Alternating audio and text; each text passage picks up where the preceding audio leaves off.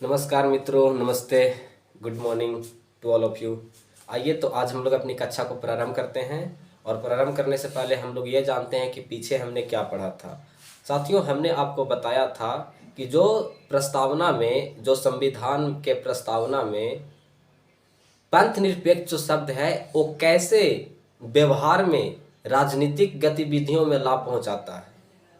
जबकि दूसरी तरफ देखिएगा कि संविधान के प्रस्तावना में यह कहता है कि पंथ निरपेक्ष तटस्थ है, जो मैंने आपको बताया था। यानी पंथ निरपेक्ष धर्म से तटस्थ है, यह संविधान के प्रस्तावना में बताता है। लेकिन राजनीतिक व्यवहार में इसे देखिए तो लोग इसका प्रयोग करते हैं, इसका चुनावी मुद्दे बनाते हैं। अब बंगाल के चुनाव में कुछ दिन पहले क्या देखें कि दो पार्टियां आपस में, अमित शाह जी रैलियों को संबोधित करते हुए यह लोगों को बोल रहे हैं कि हिंदू भाइयों, अगर हमारी सरकार बनती है तो हम हर विद्यालयों में सरस्वती पूजा धूमधाम से भव्य तरीके से कराने की पूर्ण समर्थन प्रदान करूंगा। शिक्षा मिले या ना मिले, पोषक तत्व बच्चों को मिले या ना मिले, रोजगार मिले या ना मिले, इसकी कोई परवाह नहीं है इन पॉलिटिशियन को। ये एक तरफा पक्ष नहीं है। दूसरी पक्ष देखिएगा तो ममता बनर्जी जी भी कह रही हैं कि मुस्लिम भाइयों, अगर हमारी सरकार बंगाल में स्थापित होती है, बनती है, तो भव्य तरीके से मुहर्रम जैसे त्यौहार को मनाने और पुरजोर तरह से समर्थन करने का हमारा प्रयास होगा। तो इन पॉलिटिशियन को सिर्फ और सिर्फ प्रोपगेट करके हमारे भोले भाले जनता को क्या बनाना है? अशिक्षित बनाना है, बेरोजगार बनाना है, धर्म के नाम पर दोनों में टकराव करना है। चुनाव आता नहीं कि धार्मिक मुद्दे उठने शुरू हो जाते हैं। तो संविधान में सिर्फ और सिर्फ यह लिख दिया गया है कि पंथ निरपेक्ष धर्म से तटस्थ है, लेकिन व्यवहार में इसका प्रयोग होता है। मैंने आपको कल बताया था। तो आइए आज की कक्षा हम लोग प्रारंभ करते हैं और प्रारंभ करते हुए आज हम लोग कल की थोड़ी सी बातों को लेंगे और उस बातों के आगे बढ़ते बढ़ते हम लोग ये जानेंगे कि किस तरह व्यवस्थाएं भारतीय संविधान में है और किस तरह भारतीय व्यवस्थाएं जो कि प्रैक्टिकली में और व्यवहार में चलता है। तो आपको समझना होगा पहले लोकतंत्र। आपको पहले मैं पीछे की जितना भी बातें था मैं बता चुका हूं, इसलिए आज जो शुरुआत होगी लोकतंत्र से।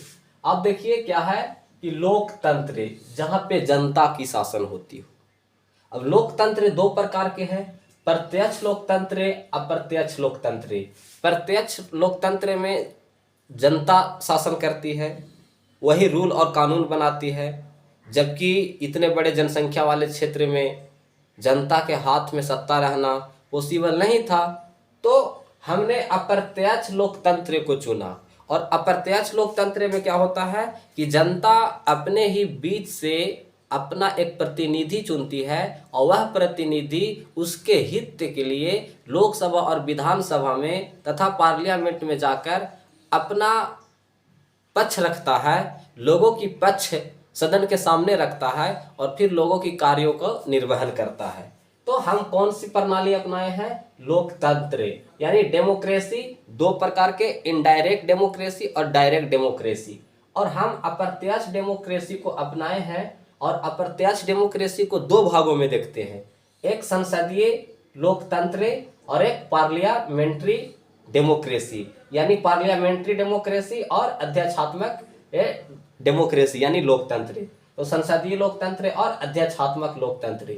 आप जानिए कि संसदीय लोकतंत्र जो है वो भारत में है और अध्यक्षात्मक लोकतंत्र कहाँ है तो आपको देखने को नजर आएगा अमेरिका में है।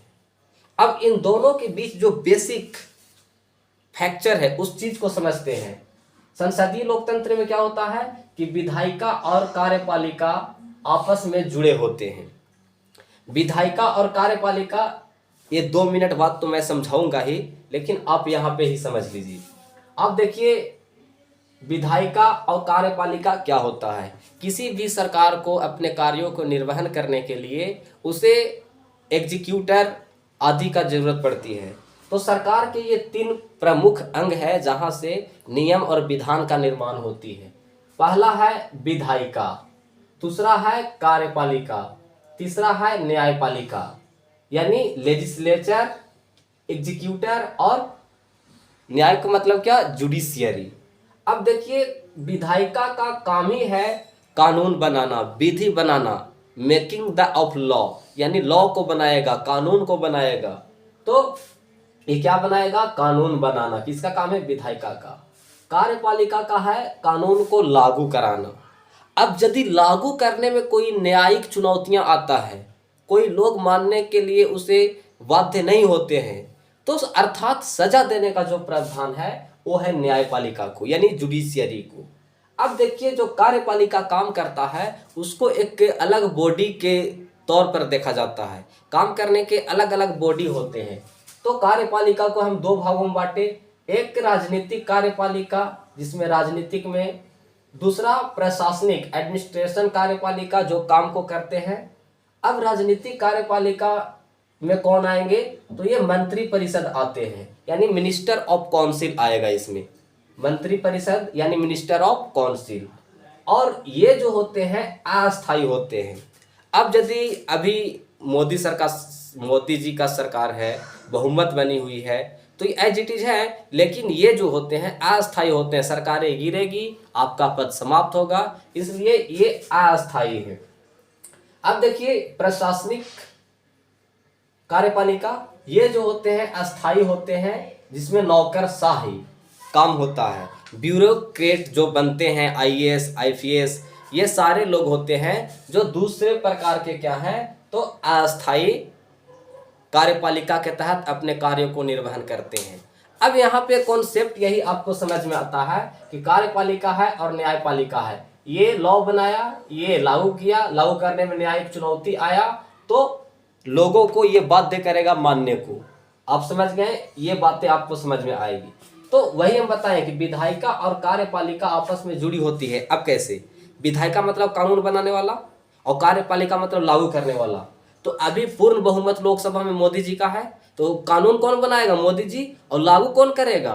तो कार्यपालिका। तो कार्यपालिका अधिकतर उन्हीं के लोग हैं जो पार्लियामेंट में बैठे हैं। इसलिए आप देखते होंगे कोरोना काल में कि बहुत तेजी गति से क्या हुआ कि नियम बनते गए, पास होते गए, क्योंकि सरकार भी उसका, कार्यपालिका भी और विधायिका भी सेम।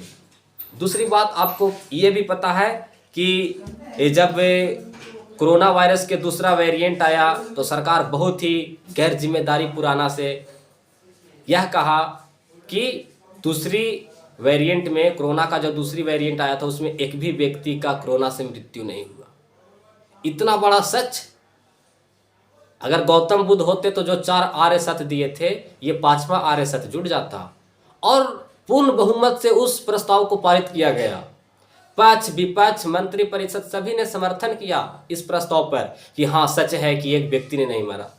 जबकि वास्तविकता ये है कि लाश को कैसे दफनाया जाए, कहाँ रखा जाए, लोग अपने अपने जो मृत्यु डेड बॉडी था उसको पहचान नहीं पा रहे थे और सरकार इतना गैर जिम्मेदाराना पूर्वक बोल रहे थे कि दूसरी वेरिएंट में कोरोना का एक भी व्यक्ति का मृत्यु नहीं हुआ। ऑक्सीजन के लिए लोग तड़प रहे थे और इसकी पूर्ण बहुमत से संसद में प्रस्ताव पारित किया गया। तो सारे के सारे जो पॉलिटिशियन होते हैं वो अपने हित को ध्यान में रखते हैं और वो उनकी विचारधारा दूरदर्शी होता है। तो आपको ये समझ में आ गया। तो वही विधायिका और कार्यपालिका क्या होते हैं? आपस में जुड़ी होते हैं संसदीय लोकतंत्र में, यानी पार्लियामेंट्री डेमोक्रेसी में। अब आगे देखिए, अध्यक्षात्मक में देखिए कि विधायिका और कार्यपालिका एवं न्यायपालिका आपस में जुड़ी नहीं होती है। अब देखिएगा अमेरिका में जहाँ पे अध्यक्षात्मक है, वो जो पार्लियामेंट का चुनाव होता है उसका ऑल ओवर पूरे जनता करता है। लेकिन क्या हम अपने जगह पार्लियामेंट जो प्रेसिडेंट है, राष्ट्रपति, अपना चुनाव करते हैं? हम लोग करते हैं? नहीं करते। हम लोग किसको चुनाव करते हैं?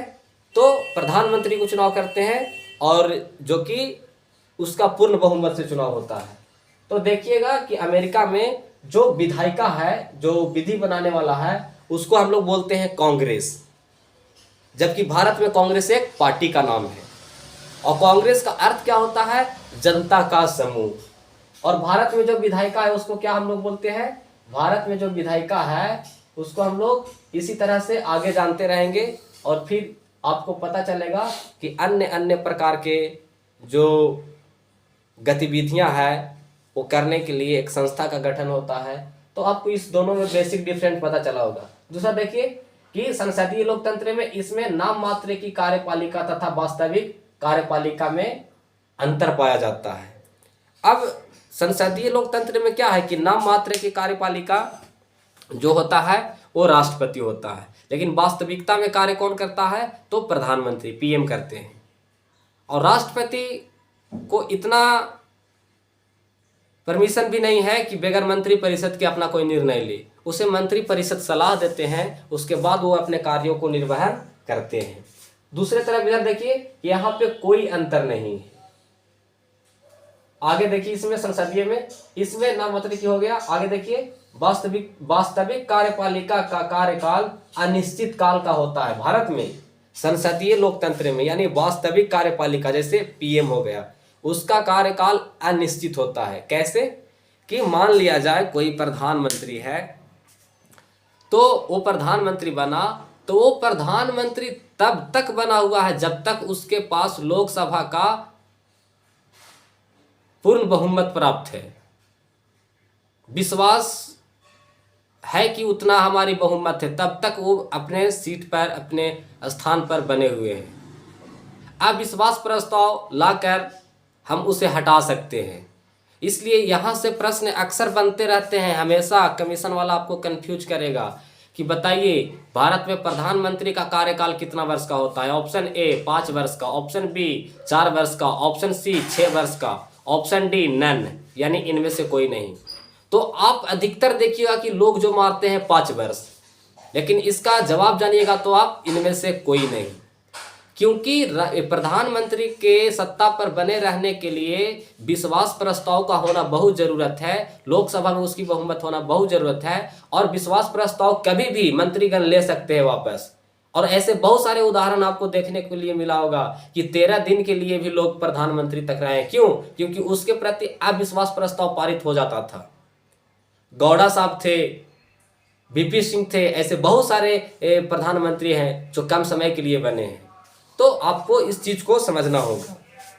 आगे देखते हैं इसमें देखिए, लेकिन इसका निश्चित कार्यकाल होता है। अमेरिका में अध्यक्षात्मक में क्या होता है, निश्चित कार्यकाल होता है। वहाँ 4 वर्ष के लिए, एक बार में 4 वर्ष के लिए ही सत्ता होती है, और वहाँ 2 बार ही लोग बन सकते हैं। अब प्राइम मिनिस्टर 2 बार ही वहाँ पे राष्ट्रपति 2 बार ही बन सकते हैं, 4-4 8 साल के लिए। तो ऐसा क्यों? ताकि लोग डिक्टेटर ना बन जाए, तानाशाही नहीं कर पाए। तो ऐसे में इसके वहाँ प्रावधान हैं 4 वर्षों तक ही। आगे देखिएगा कि सामूहिक उत्तरदायित्व की व्यवस्था पर कार्य करती है। संसदीय लोकतंत्र में सामूहिक उत्तरदायित्व मतलब सारे मंत्रीगण अगर चाह रहे हैं तो आप सत्ता पर बने रहेंगे। लेकिन इसमें देखिए कि क्या होता है, इसमें सामूहिक उत्तरदायित्व की व्याख्या नहीं होती है।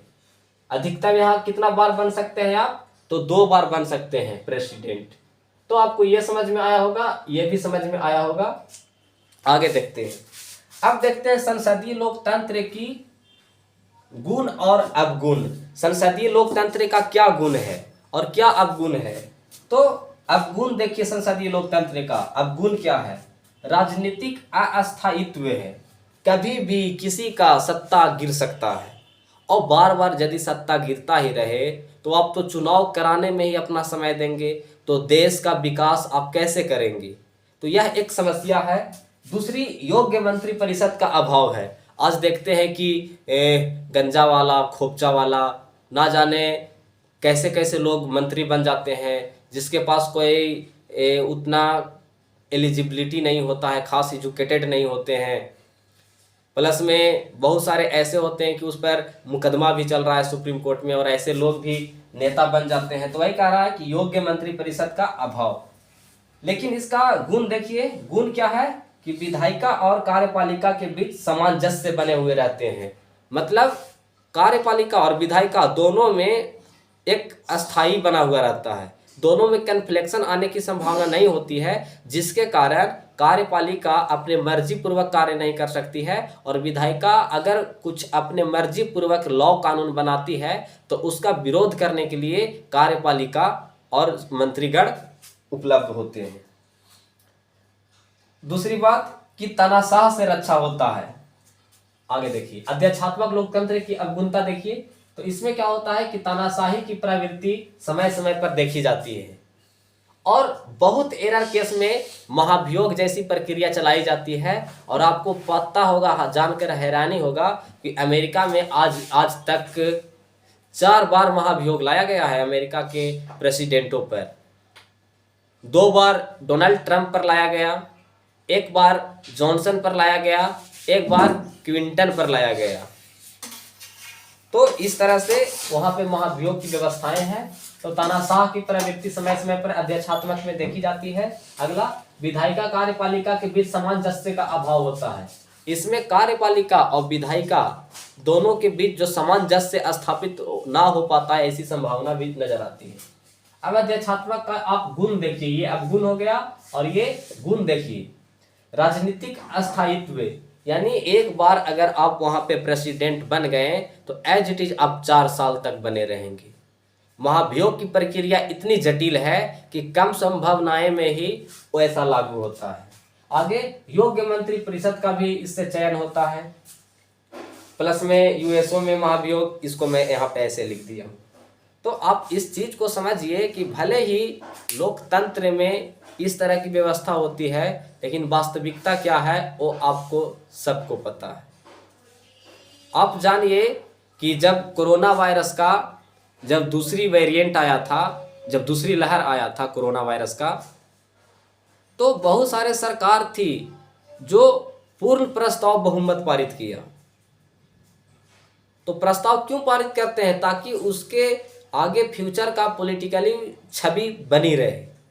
भोले भाले जनता को प्रोपेगेट करते हैं और फिर उसका इस्तेमाल कर अपना राजनीतिक वर्चस्व स्थापित करते हैं। तो आपको समझ में ये सब आना चाहिए। आपको ये भी पता होगा कि लोकतंत्र में जनता को क्या पता होती है। मासूम जनता को लोकतंत्र में क्या पता होता है। जब कोरोना वायरस का दूसरा वेरिएंट लहर आया था तो बहुत सारे लोग कोरोना वायरस से मरे, लेकिन सरकार पूर्ण बहुमत से प्रस्ताव पारित किया पार्लियामेंट से, लोकसभा राज्यसभा से, कि एक भी व्यक्ति कोरोना वायरस के दूसरी वेरिएंट में मृत्यु नहीं हुआ है। इतना बड़ा झूठ! अगर गौतम बुद्ध आज जिंदा होते तो वो 4 आर्य सत्य दिए थे और ये मोदी जी का 5वां आर्य सत्य हो जाता।